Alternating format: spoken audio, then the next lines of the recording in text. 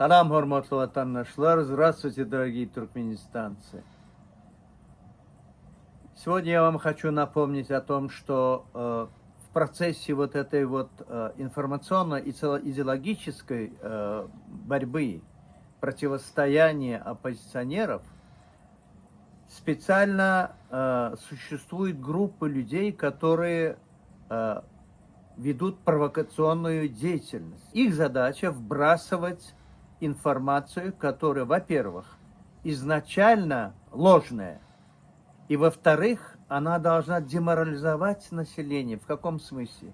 Люди думают: о, слава Богу, все, умрет и будет вам рай. Не будет! Сейчас снова опять распространяется разговор, что он чуть ли этот Харамдак не в коме, что вот он скоро умрет. Да там существует организованная преступная группировка. Кто вас пустит?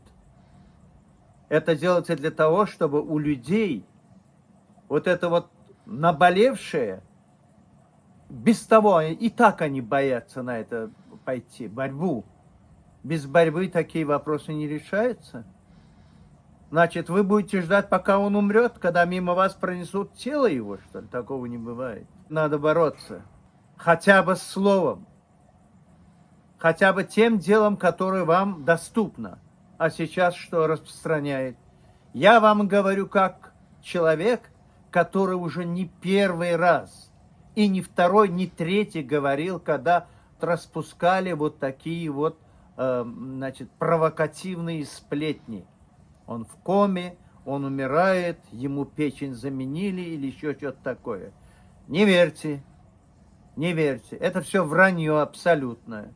Я вам заявляю, что он находится в Красноводске, отдыхает и чувствует себя прекрасно. Не надейтесь, без борьбы вам никто не отдаст страну.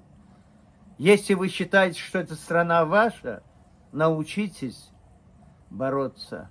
Наберитесь смелости и поймите, что никто просто так вам ее не отдаст. За свою жизнь, за будущее своих детей и родного окружения, своего народа надо уметь бороться всеми допустимыми, ненасильственными формами борьбы. Народ имеет право. Halkın hakkı var.